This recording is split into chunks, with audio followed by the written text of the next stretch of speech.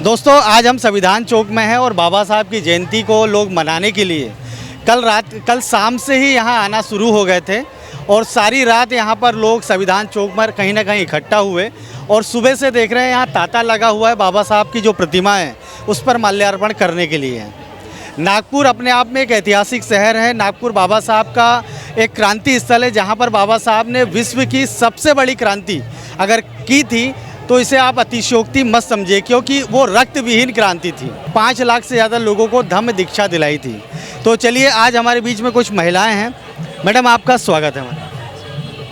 आज डॉक्टर बाबा साहेब आम्बेडकर की जयंती है और पूरा देश उनको बहुत ही हर्षोल्लास से मना रहा है। लेकिन नागपुर एक ऐसा ऐतिहासिक शहर है और डॉक्टर बाबा साहेब आम्बेडकर की बहुत ही उम्दा जो विचार और उनकी यादों से जुड़ा हुआ है, क्योंकि 14 अक्टूबर 1956 को नागपुर में डॉक्टर बाबा साहेब आम्बेडकर ने जो दीक्षा दी थी, जिनकी वजह से ये शहर पूरे वर्ल्ड लेवल पर यानी पूरे विश्व के लेवल पर नागपुर शहर आया हुआ है कि यहाँ एक दीक्षा भूमि है और डॉक्टर बाबा साहेब आम्बेडकर ने 14 अक्टूबर 1956 को यहाँ दीक्षा दी गई थी करके। इसीलिए अगर हम आज नागपुर शहर को पूरा देखेंगे तो हर गली मोहल्ला जो है डॉक्टर बाबा साहेब आम्बेडकर की जयंती के लिए पूरी तरह से उत्साहित है और सजाया गया है। हमने देखा कि दीक्षा भूमि पर भी बहुत काफ़ी भीड़ है उनको अभिवादन करने के लिए। अभी हम संविधान चौक पर है तो सुबह से ही बहुत सारे लोगों की उनको अभिवादन करने के लिए भीड़ है। तो डॉक्टर बाबा साहेब आम्बेडकर को सिर्फ आप सीमित करके नहीं रख सकते किसी एक जाति धर्म के लिए। तो डॉक्टर बाबा साहेब आम्बेडकर ये सभी जाति धर्मों के बीच में है, क्योंकि हम को ये भी सभी जाति धर्मों के लिए क्या बाबा साहब को मानते हैं? हाँ, क्योंकि देखिए कैसा है कि हमारे भारत देश का एक अपना एक अलग इतिहास रहा है, जाति परंपराएं और बाकी सब चीज़ें। लेकिन 1947 के बाद में देश आज़ाद होने के बाद में डॉक्टर बाबा साहेब आम्बेडकर ने इस देश को 1949 में जो संविधान दिया हमको, तो उस संविधान में डॉक्टर बाबा साहेब आम्बेडकर ने भारत के तमाम लोगों की जो एक मतलब व्यवस्था थी इस देश में, उनकी तरफ उनका ध्यान गया और उन्होंने उन तमाम वंचित और पीड़ित तबकों को संविधान में उचित तरह से जगह दी, रिजर्वेशन दिया, उनका ख्याल रखा, उनका ध्यान रखा। जैसा मैं आपको बता दूंगी कि हिंदू कोड बिल के तहत डॉक्टर बाबा साहेब आम्बेडकर ने यहाँ जो 1947 के पहले महिलाओं की स्थिति थी वो बहुत ही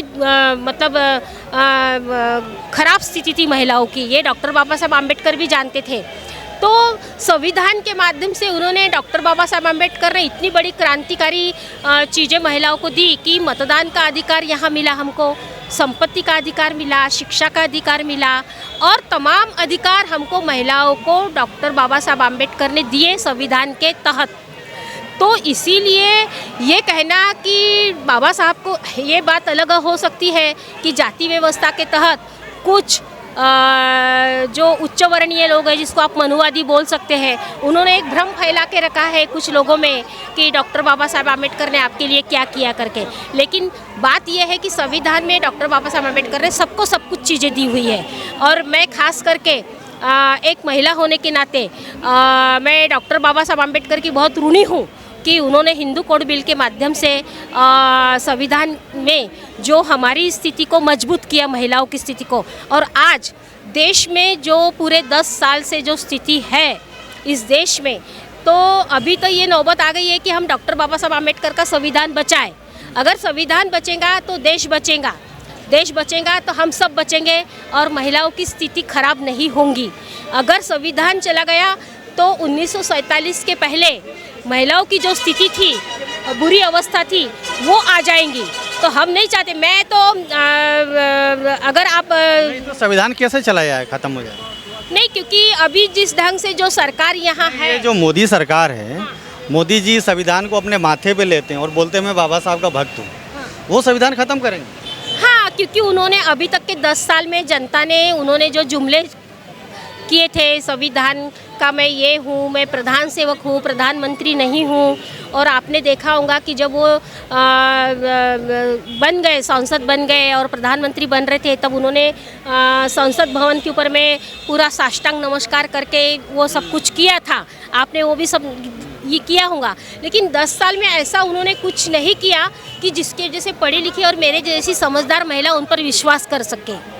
ऐसा कुछ भी नहीं किया। हमने देखा पत्रकारों को जेल में डाला, बोलने की आज़ादी छीन ली। अगर आप सरकार के खिलाफ में उनकी आलोचना करते हैं तो आपको जेल में डाल देते हैं, झूठे केसेस में फंसा देते हैं। तो अभिव्यक्ति की स्वतंत्रता और लोकतंत्र वैसे भी खत्म हो चुका है।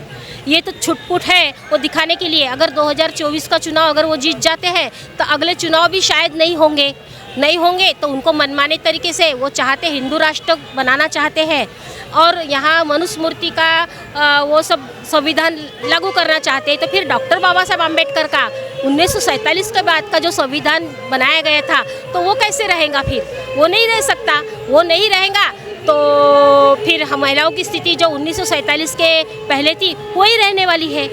तो इसीलिए आपसे आपके पास आता हूँ, आप बताइए जिस प्रकार से मैडम कह रही है कि संविधान खत्म हो जाएगा, क्या आपको ऐसा लगता है? तो ये जो 24 का इलेक्शन है, आने वाला 24 का इलेक्शन है, वो बोल रहे हैं कि 400 पार, मतलब इनका कहना क्या है? 400 पार मतलब क्या है? क्या करना चाहते हैं? हम तो चाहते हैं कि हमारा संविधान बच जाए, इसलिए हम उनके विरोध में है। हमारा संविधान हमसे बड़ा है। आप बताइए। जय भीम, जय भीम। आज 14 अप्रैल है, 14 अप्रैल पे क्या संदेश? 14 अप्रैल है, बाबा साहेब ने जो संविधान में सब जाति धर्मों के लिए लिखा है वो बहुत अच्छा लिखा है, क्योंकि आने वाले समय में मोदी जी है ये संविधान बदलने के इसमें है। ये जब फिर से ये सरकार आएंगी तो ये भारत में जितने भी लोग हैं इनका जीना मुश्किल हो जाएगा। हमारी आने वाली पीढ़ी के लिए तो बहुत धोखादायक है। अभी इनको नीचे गिराए नहीं तो आगे आने वाले समय में हमारे जो बच्चे हैं उनका भविष्य खराब होने वाला है। आप क्या कहना चाहती हैं?